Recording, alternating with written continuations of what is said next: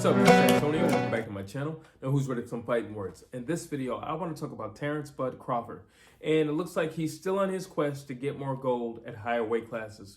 Really quick, if you like the videos, please take the time, subscribe to the channel. It just takes one click. And also, if you could, hit that thumbs up button. It does help, it does support, and it does show love to this channel.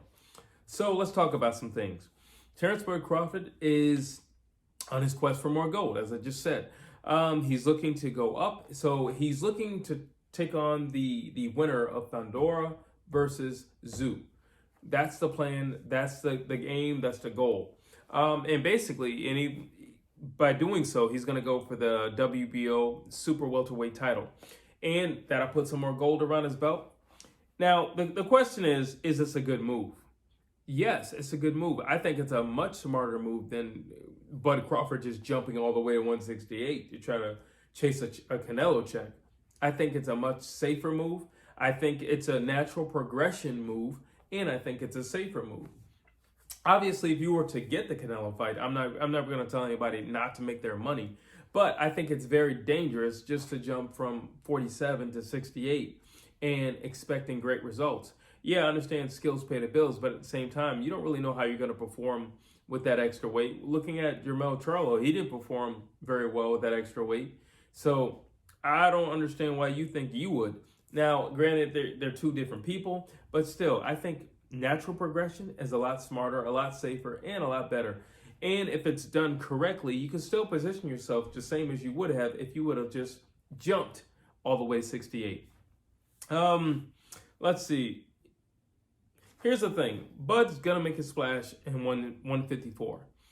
Here's my thoughts. I think he can more than beat a lot of the guys at 154, and I'm talking about in the top 10. No problem. I think he can beat a lot of guys in the top 5, no problem. I think he can easily beat a few guys in the top 5, no problem. And I don't think they're going to pose much of a threat to him.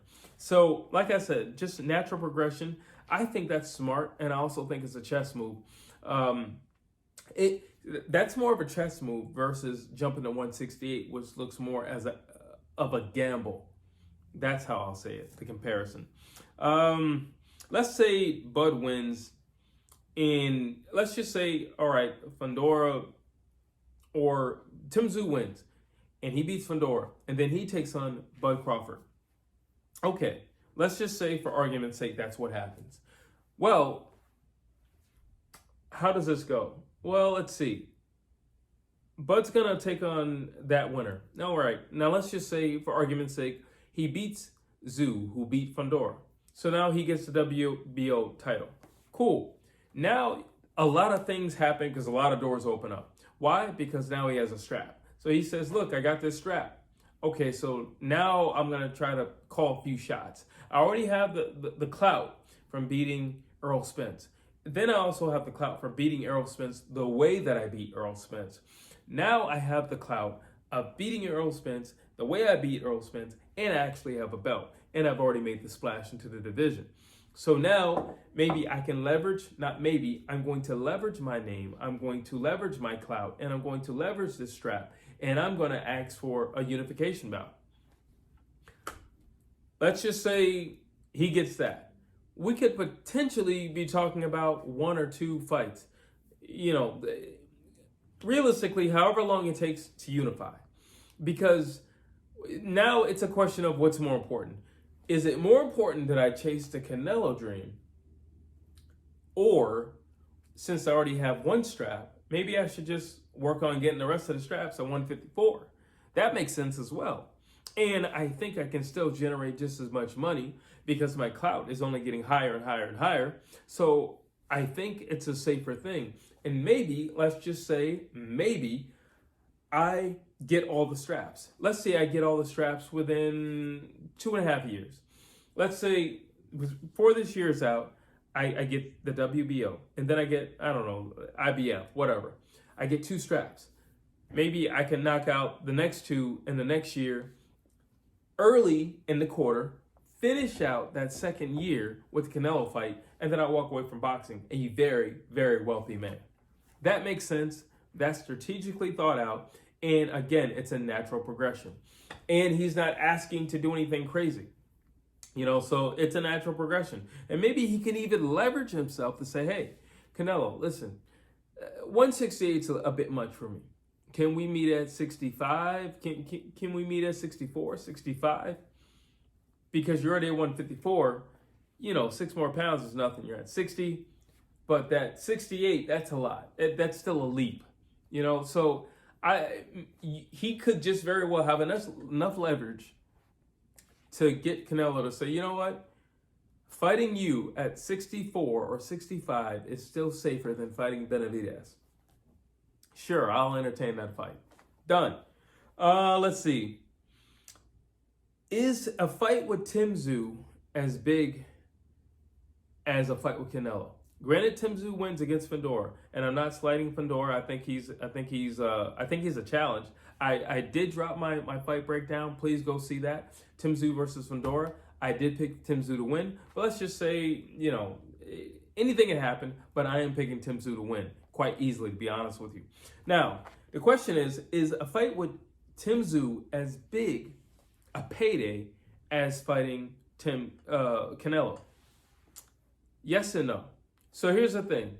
Is it as lucrative in not just financially, but just lucrative in the sense that you're making history in the sport of boxing? Yes, because it's Tszyu, and I'm telling you, the guy is a rock star in Australia. If Bud Crawford, coming off, again, with the clout with Earl Spence, he goes over to Australia, also where he beat up Jeff Horn. Are you kidding me? They already know him over there. He went over there, he did what he did. Now he's going back, and he's taking on the man. And Tszyu is the man right now. Whether anybody likes to dispute that or not, he's still the man. He's a rock star. Especially over there, he's a rock star.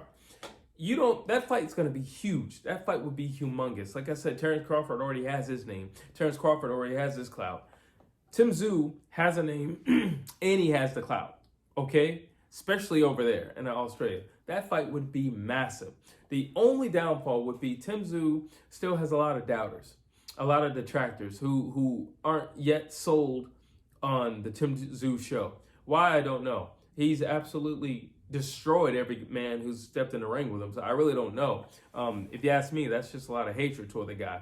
And a lack of awareness of what's going on in the sport of boxing, and a shift that things are shifting in a way that, you know what, it's not just America anymore. It's now truly a global sport. And there's a lot of guys coming from all corners of the globe, and they're making a name for themselves in their countries. So, yes, I think Tszyu versus Bud Crawford is humongous. Very big. I might even make the argument that it might possibly be bigger than Bud versus Spence.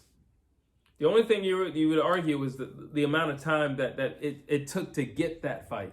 But if you put Bud Crawford and Tszyu in the ring in Australia, that is ridiculously crazy. Ridiculously crazy. So yeah, I think it makes sense money-wise, and also legacy-wise. Again, Bud's moving up, so it's still legacy-wise. Let's see. Can Bud be competitive at 154? I already answered this earlier. Yes, he can. Yes, he can. Especially if he takes on the winner of Fundora versus Tszyu. And like I said, I believe it's going to be Tszyu. Now, if he beats Tszyu, in my personal opinion, Bud wipes the floor with everybody at 154 if he beats Tszyu. I'm sorry. Bud wipes the floor with everybody if he gets through Tszyu. Absolutely. Let's see. Not to mention, I just want to say something really quick. Not to mention that Earl Spence is a big dude. Earl Spence could have easily, at any point in his career, fought at 160 pounds if he wanted to. He definitely could have fought at 154. So the fact of the matter is, it's not just that Bud beat Spence. It was the way Bud beat Spence. Bud beat Spence in every asset or aspect of the fight. His footwork was better. His jab was better. His combinations were better. His hand placement was better. His defense was better. His knowledge, his ring IQ, better. Everything was better. And then when they got tangled up, Bud showed that he was stronger. Bud has wrestling. I always say that. People forget. Terence Bud Crawford has wrestling under his belt. They forget that. Why am I mentioning that? Because he can handle bigger dudes because of that. Look at what he did with Jeff Horn. You saw what Jeff Horn did with Manny Pacquiao. He just roughed him up. He didn't do that with Bud. He couldn't do that with Bud because Bud has wrestling. So yes, Bud is moving up from 147. However, Bud has wrestling. You're not going to bully him around. It's not going to happen. You're not going to bully Bud around. And again, 147 and 154 isn't like a leap year of difference for that matter.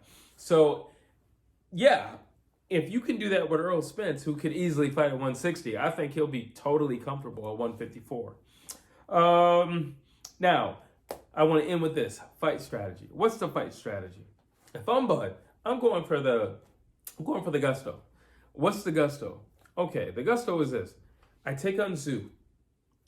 Argument's sake, I beat Tszyu. I get the WBO strap. Cool. What's next? I'm calling out Charlo. That's who I'm calling out. Why? He's missing in action. Why? Very low morale on that end. Why? Because he needs to come back, and he is going to come back at some stage. It might as well be now. Why? Because I know he would easily be lured back for two things. One, Bud is smoking hot, and he's got the clout. Two, well, actually three things. Two, Earl Spence and Charlo are like this. They're like brothers. I'm pretty sure he want to get that get back. And three, Bud gets through Tszyu, Bud has the WBO. That means that Charlo gets his hands on strap all over again if he fights. But perfect strategy. Bud not only comes into the division with his first fight, gets a strap, but on top of that, calls out the guy who was undisputed.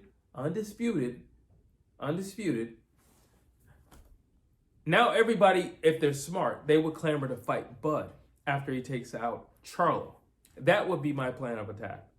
But those are my thoughts. You tell me what you think. You think it's a smart idea for Bud to go to 154, or to kind of not necessarily give up on his Canelo dreams, but focus on a more realistic dream. And if I know anything about Tim Tszyu, I know he wants the big fights. I know he was really looking forward to the fight with Keith Thurman. However, he didn't get it. He didn't get that really big name that he wanted. What could be bigger than Terence Bud Crawford?